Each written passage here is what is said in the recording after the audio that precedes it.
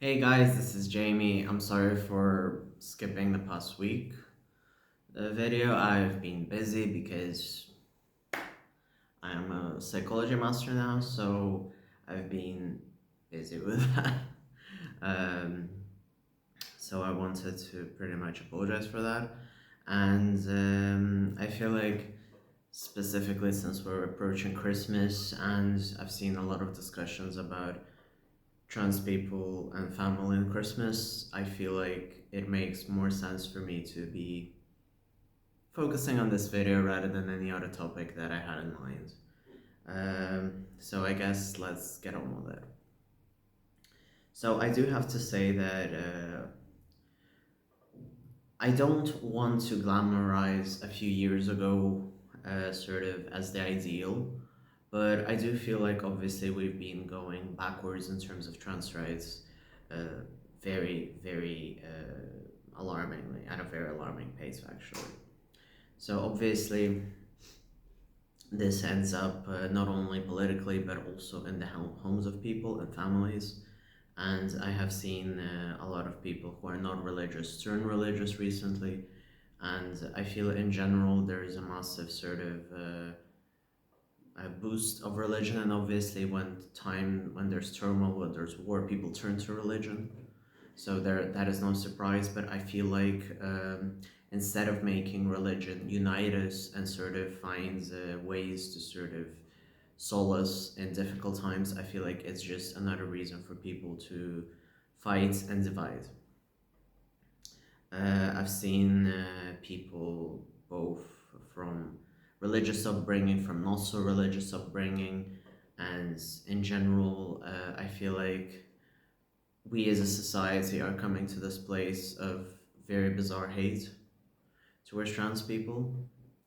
And it goes even to the fact that today or yesterday I saw a tweet by J.K. Rowling, the most famous serf at this point, which was saying that trans people shouldn't be teachers as they can influence kids, and that is absolute bogus.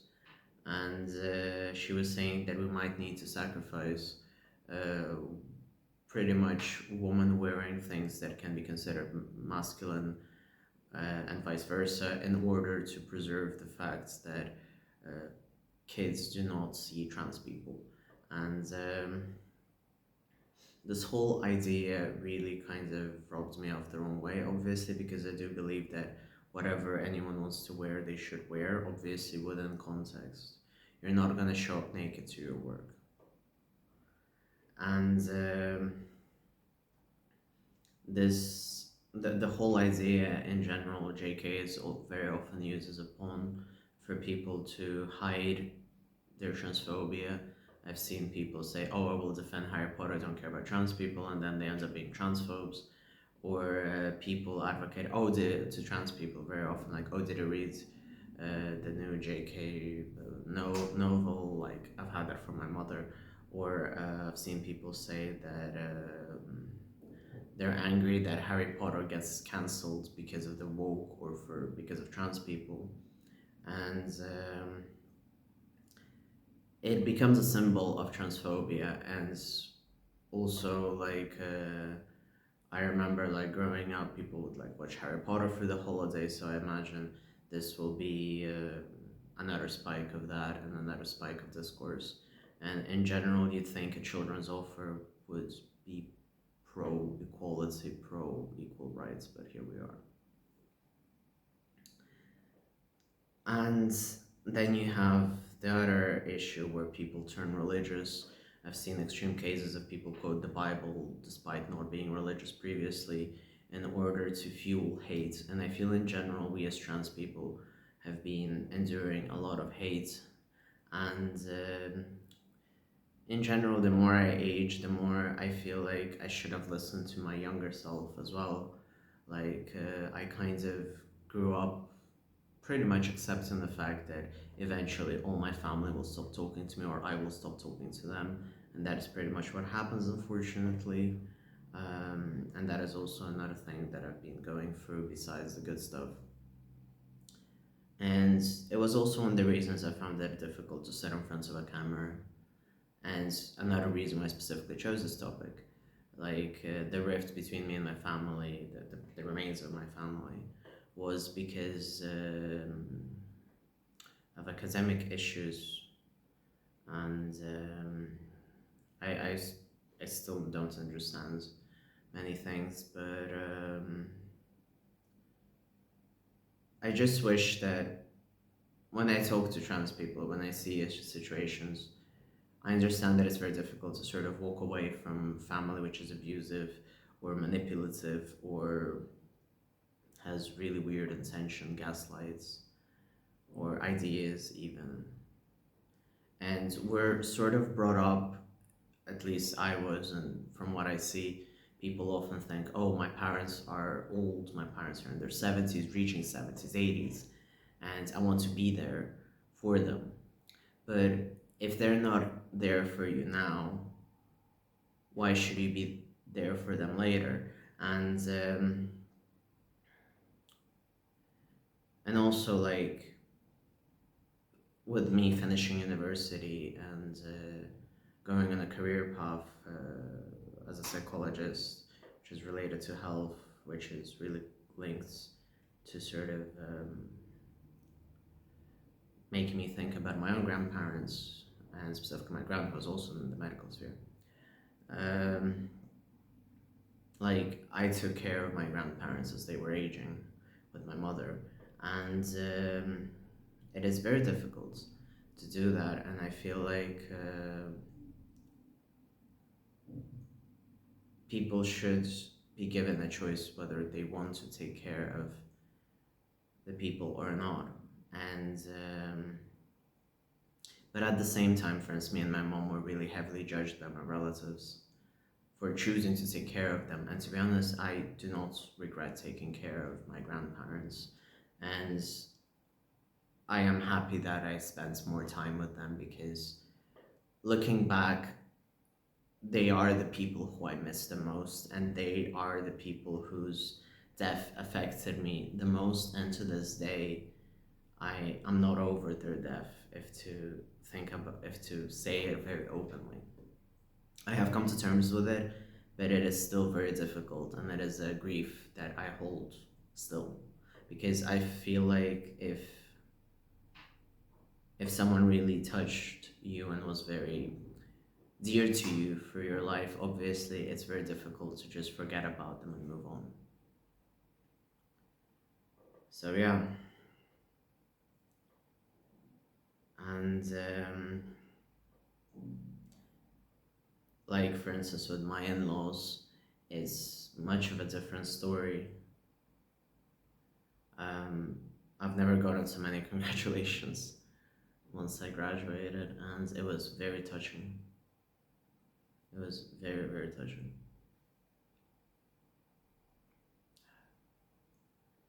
So I do want to say sort of that the right people will stay, the wrong people will show themselves to be weird in some way, and also trust your gut, I guess.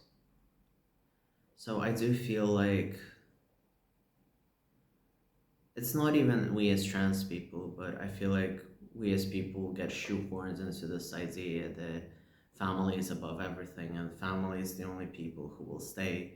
And I do understand, like, obviously my in-laws are my partner's family, and but at the same time, there are people who have stayed with me, like friends, best friends, and etc. And once I sort of stopped talking to all my family, I realized how much energy I have, how much time I was wasting thinking of people who wouldn't even visit me while I was in Portugal. So it was this bizarre situation of me caring about what someone was thinking of me a continent away. And it's still difficult. I'm still coming to terms with it. I'm still trying to understand it. But I do wish that we as a society moved away from this necessity of speaking to family and this idea that family should be spoken to and mended at all costs. Because if someone isn't willing to put the work for you, why should you put more energy than they are? So that's kind of the idea I wanted to talk about today. And I really feel like, in general, I was talking about this on Blue Sky, that I feel like, unfortunately, we as trans people were given sort of this opportunity to see people for who they really are. Like when we come out, we can see like how are they reacting, how are they doing about it. Because, for instance, my dad didn't stop me from coming out to my gran at the time, and didn't speak up about my abuse and received from my sister. So it's the small things, and it's very bizarre that something as difficult as coming out as trans should be met with support from your relatives, and instead you get to see who really loves you, who really cares, and who really doesn't. So yeah. And this specific Christmas, I feel like, I don't know, but to me it feels like there's a lot more trans people which are stepping on their throats so that they can be with their family, which are aging or which have become bigoted.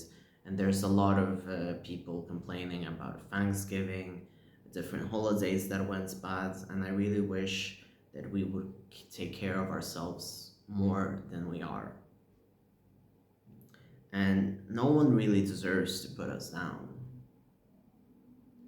And we should really understand that we need to take care of ourselves, and that it's not an act of selfishness. It is an act of simply continuing to live with the fact that we weren't given the right supports that we were supposed to. So yeah. It was a bit more personal today, but I really hope you enjoyed it, and I really wish everyone happy holidays, a good Christmas, any holiday that you're, doing as well.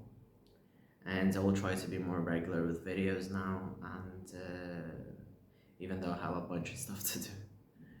So yeah, thank you very much for watching. Happy holidays, and to me it's kind of like New Year's the big one, but still happy holidays, it's a big one. And if you like this video, please feel free to spread it, talk to people, punch a relative in the face, because if you're thinking they probably deserve it, and discuss with your friends, subscribe if you enjoyed this video, and give it a like, obviously, and if you have any comments, please feel free to leave them below. Thank you very much, and again, Merry Christmas.